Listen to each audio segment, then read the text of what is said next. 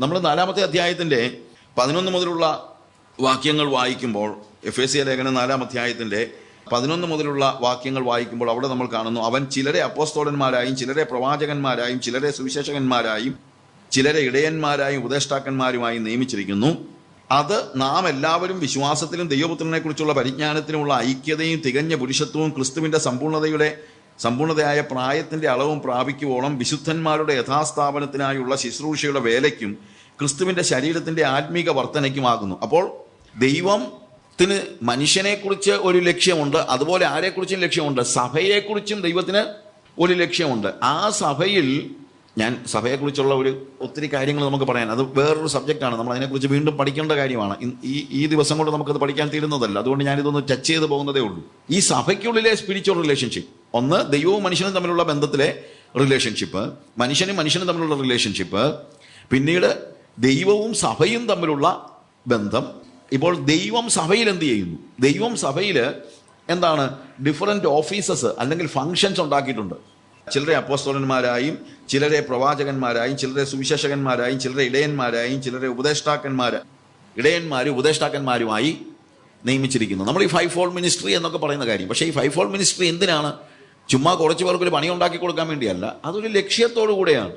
അത് ശരിക്കും അതിൻ്റെ വേഴ്സ് 13-ാമത്തെ വാക്യം വായിക്കുമ്പോൾ, വിശുദ്ധന്മാരുടെ യഥാസ്ഥാനത്വത്തിനായുള്ള ശുശ്രൂഷയുടെ വേലയ്ക്കും ക്രിസ്തുവിന്റെ ശരീരത്തിന്റെ ആത്മീക വർധനയ്ക്കുമാകുന്നു.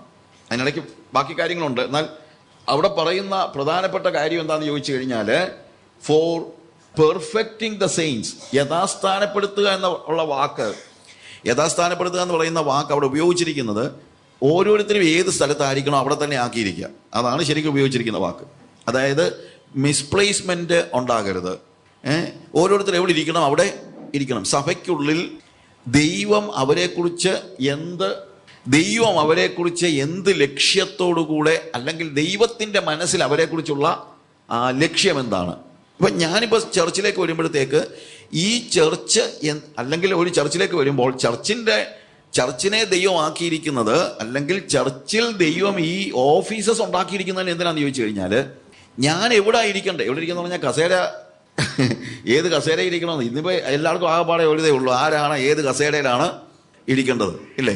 അതുകൊണ്ട് എന്താ, ഇപ്പം കൺവെൻഷനൊക്കെ നടക്കുമ്പോഴത്തേക്ക് വല്ലവരും ഒക്കെ സ്റ്റേജിൽ കയറിയിരിക്കാൻ എല്ലാവരുടെയും പേര് വരെ അവിടെ എഴുതി ഒട്ടിച്ചിരിക്കും. അങ്ങനെ ഓരോരുത്തരെ ഓരോരുത്തർ കസേര അലോട്ട് ചെയ്യുന്ന കാര്യമല്ല അവിടെ പറയുന്നത്.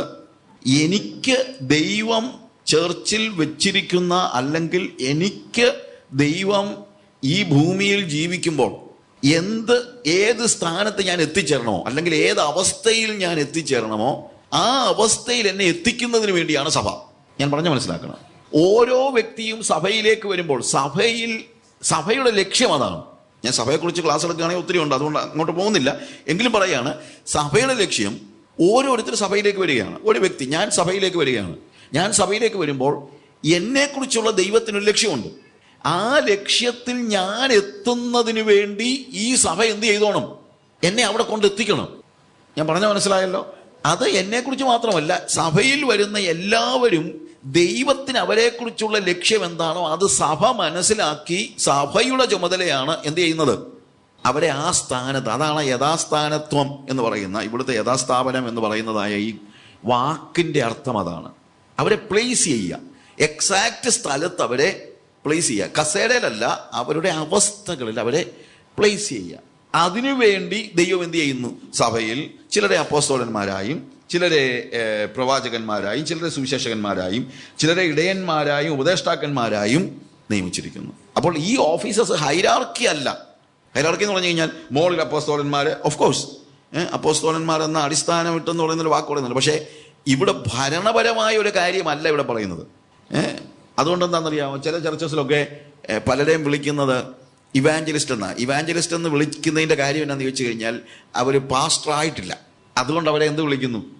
ഇവാഞ്ചലിസ്റ്റ്. എവിടുന്ന് കിട്ടിയ ഒരു ഉപദേശമാണിതെന്നുള്ളത് എനിക്ക് ഇതുവരെ മനസ്സിലാകുന്നില്ല. ഇവാഞ്ചലിസ്റ്റ് എന്ന് പറഞ്ഞാൽ ഇപ്പൊ സാധാരണക്കാരുടെ ചിന്തയിൽ ഒരു കുട്ടി പാസ്റ്റർ ആണെന്നാ. കാര്യം പാസ്റ്റർ ആയിട്ടില്ല, ഇപ്പൊ ആരേ ആയിട്ടുള്ളൂ? ഇവാഞ്ചലിസ്റ്റേ ആയിട്ടുള്ളൂ. കുറച്ചുകൂടെ കഴിഞ്ഞ് ഒരു ലൈസൻസ് ഒക്കെ കൊടുത്ത് ഒടുവിൽ പിന്നെ ആരാക്കും? പാസ്റ്റർ ആക്കും. അപ്പൊ അതിനു മുമ്പ് പാസ്റ്ററുടെ കീഴിലുള്ള ഒരു കുട്ടി പാസ്റ്ററാണ് ആര്? ഇവാഞ്ചലിസ്റ്റ് എന്നാണ് പലരുടെയും ചിന്ത. ഇനി എപ്പോഴെങ്കിലും ഒരു ഓർഡിനേഷൻ കിട്ടിക്കഴിഞ്ഞാൽ ആരെങ്കിലും ഇയാളെ ഇവാഞ്ചലിസ്റ്റ് എന്ന് വിളിച്ചാൽ ഇയാൾക്ക് ഭയങ്കര ദേഷ്യവും വരും. ബ്രദറിന് മനസ്സിലായില്ലേ? കഴിഞ്ഞ ദിവസം എനിക്ക് ഓർഡിനേഷൻ ആയിരുന്നു, അതറിഞ്ഞില്ലേ? പാസ്റ്റർ എന്നെ ഓർഡർ ചെയ്തില്ലേ? ഇനി എന്താ ബ്രദർ എന്നെ ഇവാഞ്ചലിസ്റ്റ് എന്ന് വിളിക്കുന്നത്? കാര്യം ഇതൊരു പദവിയാണെന്നാണ് ആളുകൾ ചിന്തിക്കുന്നത്. അതുകൊണ്ടാണ് ചിലർ അവരെ തന്നെ അങ്ങ് വിളിക്കും അപ്പോസിൽ. മലാവിയിലൊക്കെ ചെന്ന് കഴിഞ്ഞാൽ എനിക്കറിയത്തില്ല, എല്ലാ അപ്പോസ്തലന്മാരും ബിഷപ്പുമാരും ഒക്കെയാണ് എല്ലാവരും. അവർക്ക് എന്നാ പണിയെന്ന് ചോദിച്ചു കഴിഞ്ഞാൽ അതൊന്നല്ല, അവർ തന്നെ അങ്ങ് വിളിക്കുകയാണ്. ഞാൻ മലാവി ചെന്നപ്പോഴത്തേക്ക് ഒരാളെ കണ്ടു കഴിഞ്ഞപ്പോഴത്തേക്ക് അയാൾ ചിന്തിച്ചു ഞാൻ ഒരു മിഷൻ്റെ ലീഡറായിട്ട് അവിടെ ചെല്ലുകയാണെന്നൊക്കെ ചിന്തിച്ചപ്പോൾ ഞാൻ പരിചയപ്പെട്ട ആൾ പറഞ്ഞു, അതെ ഞങ്ങളുടെ ഓഫീസിൽ ഒരു ഓഫീസ് ബോയ് ഉണ്ട്, അവൻ ബിഷപ്പാ, അവന് വല്ല പണി വല്ലതും ഉണ്ടെങ്കിൽ ഒന്ന് കൊടുക്കണേ നിങ്ങളുടെ മിഷനിലും കാണാം. ഞങ്ങളുടെ ഓഫീസിലൊരു ഓഫീസ് ബോയ് ഉണ്ട്, അവൻ ആരാ? ബിഷപ്പാന്ന്. കാര്യം അവന് വിസിറ്റിംഗ് കാർഡ് അടിച്ചിരിക്കുന്നത് എന്താണെന്നറിയാമോ? ബിഷപ്പ് വിൻകുംബോ എന്ന് അയാൾ പറഞ്ഞുകൊണ്ടാ, അപ്പോസിൽ വിൻകുംബോ ബിഷപ്പ്. കാര്യം ഇവരൊക്കെ ചിന്തിക്കുന്നത് ഇതൊക്കെ ഏതാണ്ട് പദവിയാണെന്നുള്ള ഒരു ചിന്തയാണ്. ഇത് പദവി അല്ല പ്രിയമുള്ളവരെ. എന്താണ് ഇത്? ശുശ്രൂഷയാണ്. സഭയിൽ പദവി അല്ല ഉള്ളത്. എന്താണുള്ളത്? ശുശ്രൂഷയാണ്. അത് നിങ്ങൾ മനസ്സിലാക്കണം. അതുകൊണ്ട് പാസ്റ്ററുടെ താഴെ ഒരു ഇവാഞ്ചലിസ്റ്റ്, ശരിക്കും പറഞ്ഞു കഴിഞ്ഞാൽ ഈ ഓർഡർ അനുസരിച്ച് നോക്കിക്കഴിഞ്ഞാൽ അങ്ങനല്ല. അവിടെ എഴുതിയിരിക്കുന്നത് എന്താണ്? ചിലരെ സുവിശേഷകരായും ചിലരെ ഇടയന്മാരായും. അപ്പൊ ശരിക്കും പറഞ്ഞു കഴിഞ്ഞാൽ ഇവാഞ്ചലിസ്റ്റിന്റെ കീഴെയാണ് ഇവിടെ പറഞ്ഞിരിക്കുന്നത് എന്ത്? ഇടയന്മാരെന്ന്. അങ്ങനെ പദവി അല്ല ഞാൻ പറഞ്ഞത്. അത്രയുമെങ്കിലും വായിച്ചിട്ട് പിന്നെ ഞാനിപ്പം പാസ്റ്ററായി ഇനി എന്നെ ഇവാഞ്ചലിസ്റ്റ് എന്ന് വിളിക്കരുതെന്നൊന്നും പറയത്തില്ലല്ലോ. ഇത്രയുമെങ്കിലും വായിച്ചു കഴിഞ്ഞാൽ ഒന്നുമല്ല. ഈ കാര്യം എന്ന് വെച്ച് കഴിഞ്ഞാൽ ഇതിനെല്ലാം ഹ്യൂമൻ വേയിലാണ് നമ്മൾ കാണുന്നത്. അതാണ് ഇതിനകത്തെ കാര്യം. പക്ഷേ ഇവിടെ നമ്മൾ മനസ്സിലാക്കുന്ന ഒരു കാര്യമുണ്ട്. അവൻ ചിലരെ അപ്പോസ്തലന്മാരായി. ആരാ അപ്പോസ്തലന്മാരാക്കിയത്? ആരാണ് ചിലരെ അപ്പോസ്തലന്മാരാക്കിയത്? ഗാഡ്. ആരാണ് ഇവാഞ്ചലിസ്റ്റുകളാക്കിയത്? ദൈവം. ആരാണ് പാസ്റ്റർമാരാക്കിയത്? ദൈവമാണ്. അവിടെ അപ്പോയിന്റ്മെന്റ് ആരാലാണ് നടത്തപ്പെടുന്നത്? ദൈവത്താൽ. അതുകൊണ്ട് ഇത് ദൈവത്താലുള്ള ഒരു ഒരു ശുശ്രൂഷയാണ്, ദൈവം കൊടുക്കുന്നതായ ഒരു ശുശ്രൂഷയാണ് എന്നുള്ളത് ബോധ്യം നോക്കണം. ചർച്ച് എന്ന് പറയുമ്പോൾ സഭയ്ക്കുള്ളിൽ ചില ഓഫീസസ് ഉണ്ട്, ചില ഫങ്ഷനിങ് ഉണ്ട്. അതിനെ ഹൈറാർക്കിയായിട്ട് നമ്മൾ ഒരിക്കലും കാണാനായിട്ട് പാടില്ല എന്ന് നമ്മൾ മനസ്സിലാക്കണം. പല ദൈവം അതിനുവേണ്ടിയുള്ള ശുശ്രൂഷ, അതിനുവേണ്ടിയുള്ള വരം കൊടുത്ത് അവരെ ആക്കിയിരിക്കുന്നു. അത്രയേ ഉള്ളൂ. അല്ലാതെ ചിലർ കൂടിയ ആളുകളും ചിലർ കുറഞ്ഞ ആളുകളുമായിട്ട് ദൈവസഭയിൽ ഇല്ല. കാര്യം പുരോഹിതന്മാരുടെ കാര്യം തന്നെ പറയുമ്പോൾ പഴയ നിയമത്തിൽ പുരോഹിതന്മാരെ ചില ഒരു പ്രത്യേക വർഗമാണ്. ഇപ്പം പുതിയ നിയമത്തിൽ അങ്ങനെയല്ല. എന്താണ്? നമ്മളെല്ലാവരും ആരാണ്? രാജകീയ പുരോഹിത വർഗം. ഇല്ലേ? രാജകീയ പുരോഹിത വർഗം. അല്ലാതെ ഒരു ചർച്ചിനെ നടത്താൻ ദൈവം ചിലരെ അപ്പോയിന്റ് ചെയ്തിട്ടുണ്ട്. അത് വേറെ കാര്യം. ചർച്ചിനെ നടത്താനും അല്ലെങ്കിൽ ചർച്ചിനെ അതിൻ്റെ കാര്യങ്ങളെ നിയന്ത്രിക്കാനും ഒക്കെ ദൈവം ആളുകളെ അപ്പോയിന്റ് ചെയ്തിട്ടുണ്ട്. ഇല്ലെന്ന് ഞാൻ പറയുന്നില്ല. അപ്പോയിന്റ് ചെയ്തിട്ടുണ്ട്. അവരെ നമ്മളെ ബാക്കിയുള്ളവർ അനുസരിക്കുകയും വേണം. അതിനൊന്നും ഞാൻ എതിര് പറയല്ല. പക്ഷെ എന്താണ് ഇവിടെ നമ്മൾ മനസ്സിലാക്കേണ്ടത്? ഇതിനെ ഒരു പദവിയായിട്ടാരും കണക്കാക്കരുത്. ഇതൊരു ശുശ്രൂഷയാണ് എന്നുള്ളത് നിങ്ങൾ മനസ്സിലാക്കണം. എന്നാൽ ഈ ശുശ്രൂഷ എന്തിനു വേണ്ടിയാണ്? നിങ്ങളെ അപ്പോസ്തലന്മാരോ പ്രവാചകന്മാരോ ഇടയന്മാരോ ഉപദേഷ്ടാക്കന്മാരോ സുവിശേഷകരോ ആക്കിയിട്ടുണ്ടെങ്കിൽ അതിൻ്റെ താഴെ പറയുന്ന കാര്യം കൃത്യമായിട്ട് പറയുന്നുണ്ട്. It is for perfecting of the saints. വിശുദ്ധന്മാരെ പെർഫെക്റ്റ് ചെയ്യാൻ വേണ്ടി, അഥവാ അവിടെ ഉപയോഗിച്ചിരിക്കുന്ന വാക്ക് യഥാസ്ഥാപനപ്പെടുത്തുക എന്നുള്ളതാണ്. കറക്റ്റാണ്. പെർഫെക്റ്റിംഗ് എന്ന് പറഞ്ഞു കഴിഞ്ഞാൽ ദൈവസഭയിൽ ഉള്ള ജനങ്ങളെ പെർഫെക്റ്റ് ചെയ്യാനും അവരെക്കുറിച്ച് ദൈവം ഏത് സ്റ്റേജ് ഉദ്ദേശിക്കുന്നോ ആ നിലയിൽ അവരെ എത്തിക്കുവാനും വേണ്ടിയാണ് ഈ ശുശ്രൂഷ. അല്ലാതെ ഞാൻ അപ്പോസ്തലനാണ് എന്ന് പറഞ്ഞ് കസേര കയറി ഇരിക്കാൻ വേണ്ടിയുള്ളതല്ല ഈ ശുശ്രൂഷ. തിരുവേണിയാണെന്ന് പറഞ്ഞ് കയറിയിരിക്കാനുള്ളതല്ല ഈ ശുശ്രൂഷ. ബിഷപ്പാണെന്ന് പറഞ്ഞ് കയറിയിരിക്കാനുള്ളതല്ല ശുശ്രൂഷ. നിങ്ങളെ ഒരു കാര്യം ദൈവം അപ്പോയിന്റ് ചെയ്തിട്ടുണ്ടെങ്കിൽ എന്ത് കാര്യത്തിന് വേണ്ടി അപ്പോയിന്റ് ചെയ്തു എന്നുള്ളത് അവിടെ എഴുതിയിട്ടുണ്ട്. അത് നിങ്ങൾ നോക്ക്. അതിനുവേണ്ടി ദൈവം നിയോഗിച്ചതാണ് ഇവരെ എന്നുള്ള ബോധ്യത്തോടു കൂടെ അവരെ ബഹുമാനിക്കാൻ വേണം. സഭയിലെ വിശ്വാസികൾ എന്ത് ചെയ്യണം? ദൈവം അപ്പോയിന്റ് ചെയ്തിരിക്കുന്ന അപ്പോസ്തലന്മാരാണെങ്കിലും പ്രവാചകന്മാരാണെങ്കിലും ഇടയന്മാരാണെങ്കിലും ഉപദേഷ്ടാക്കന്മാരാണെങ്കിലും അവരെ ബഹുമാനിക്കുകയും വേണം. ബഹുമാനിച്ചാൽ മതി, പേടിക്കൊന്നും വേണ്ട. കാര്യം ഇതൊരു ഒഫീഷ്യൽ റിലേഷൻഷിപ്പ് അല്ല. പ്രത്യേകത എന്താണ്? ഒഫീഷ്യൽ എന്ന് പറഞ്ഞാൽ ഞാൻ പറയുന്നത് ഔദ്യോഗികമായി അല്ലെങ്കിൽ ഭരണപരമായ ഒരു അധികാരമല്ല. ഇത് ശുശ്രൂഷയുടെ അധികാരമാണ്. ശുശ്രൂഷയ്ക്ക് അധികാരമുണ്ട്. ശുശ്രൂഷയ്ക്ക് തീർച്ചയായിട്ടും എന്തുണ്ട്? അധികാരമുണ്ട്.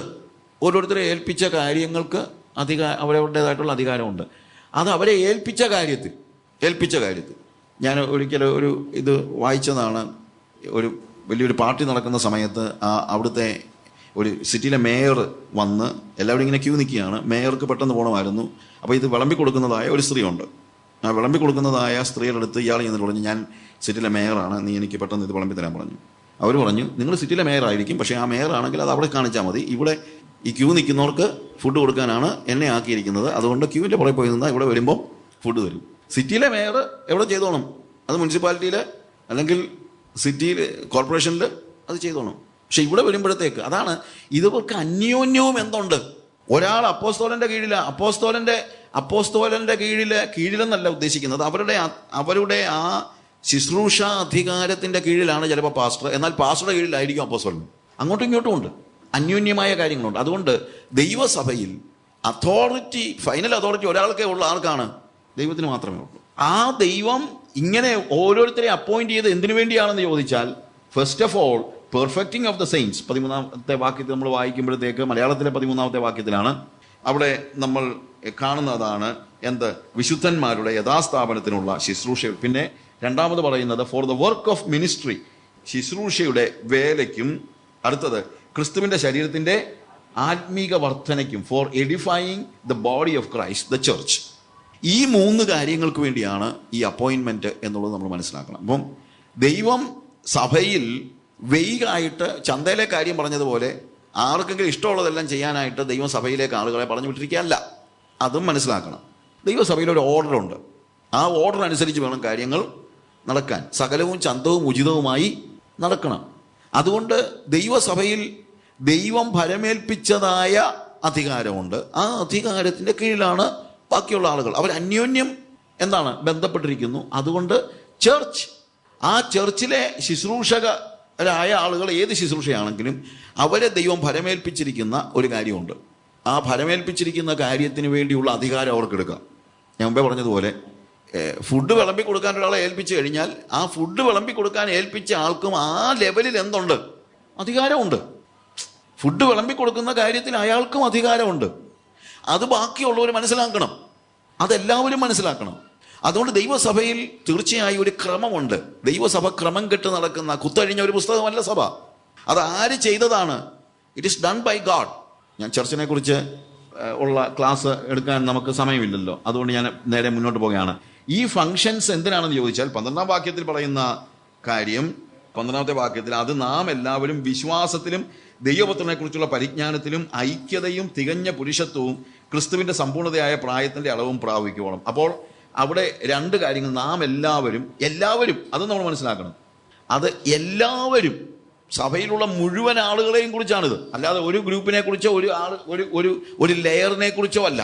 ഒരു ഗ്രൂപ്പിനെ കുറിച്ചോ ഒരു ലെയറിനെ കുറിച്ചോ അല്ല. പിന്നെന്താണ്? എല്ലാവരും എന്ത് വേണം? വിശ്വാസത്തിൽ, 1 വിശ്വാസത്തിൽ, 2 ദൈവപുത്രനെ കുറിച്ചുള്ള പരിജ്ഞാനത്തിൽ ഐക്യത ഉണ്ടാകണം. ഐക്യത എന്ന് പറയുന്നത് അവിടെ എന്താണ്? ഏതൊക്കെ കാര്യത്തിലാണ്? വിശ്വാസത്തിൽ, അല്ലെങ്കിൽ ഫെയ്ത്ത്, യൂണിറ്റി ഓഫ് ഫെയ്ത്ത് ആവശ്യമുണ്ട്. ദൈവസഭയിൽ ഒരു യൂണിറ്റി ഓഫ് ഫെയ്ത്ത് ആവശ്യമുണ്ട്.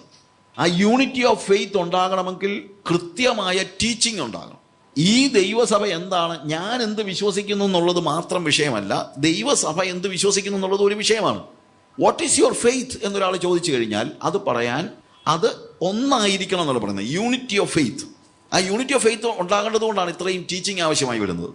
അല്ലാതെ എന്താ വിശ്വസിക്കുന്നുള്ള ആർക്കും അറിയാൻ വയ്യാതിരിക്കുന്ന ഒരു സ്റ്റേജ്. ഞാൻ പാറമേൽ അടിസ്ഥാനം വിടുന്നവൻ എന്ന് പറയുന്ന പുസ്തകത്തിൽ, അതിൻ്റെ മലയാളം ഇപ്പം അവൈലബിൾ അല്ല, ബാക്കിയുള്ള ഭാഷകളിലൊക്കെ ഉണ്ട്. പക്ഷേ നമ്മുടെ വെബ്സൈറ്റിൽ നിന്ന് അത് വേണമെങ്കിൽ നിങ്ങൾക്ക് ഡൗൺലോഡ് ചെയ്യാം. അതിനകത്ത് ഞാൻ ഒരു ഉദാഹരണം പറഞ്ഞിട്ടുണ്ട്. ഒരാളോട്, ഒരു ജോൺ എന്ന് പറയുന്ന ഒരാളോട് ആൾ ചോദിച്ചു, വാട്ട് ഈസ് യുവർ ഫെയ്ത്ത്? നിന്റെ വിശ്വാസം എന്താണ്? What do you believe? ഞാൻ പറഞ്ഞു, what my church believe I believe. എൻ്റെ സഭ എന്ത് വിശ്വസിക്കുന്നു അത് ഞാനും വിശ്വസിക്കുന്നു. എന്നെ ചോദിച്ചു, okay, what is the faith of your church? നിന്റെ സഭയുടെ വിശ്വാസം എന്താണ്? What I believe my church believes. ഞാൻ എന്ത് വിശ്വസിക്കുന്നു അതെൻ്റെ സഭയും വിശ്വസിക്കുന്നു. 3ാമത് ചോദിച്ചു, ശരി, അങ്ങനെയാണെങ്കിൽ നിന്റെയും നിന്റെ സഭയുടെയും വിശ്വാസം എന്ത്? അത് രണ്ടും ഒന്ന് തന്നെയാണ്. അങ്ങനെ വെയ്കായിട്ടുള്ള ഒരു കാര്യമല്ല ദൈവസഭയിൽ നടക്കേണ്ടത്. എന്താ നടക്കേണ്ടത്? ദൈവസഭയിലെ വിശ്വാസികളുടെ ഫെയ്ത്തിന് ഒരു യൂണിറ്റി ഉണ്ടായിരിക്കണം. ഉപദേശങ്ങൾക്ക് യൂണിറ്റി ഉണ്ടായിരിക്കണം.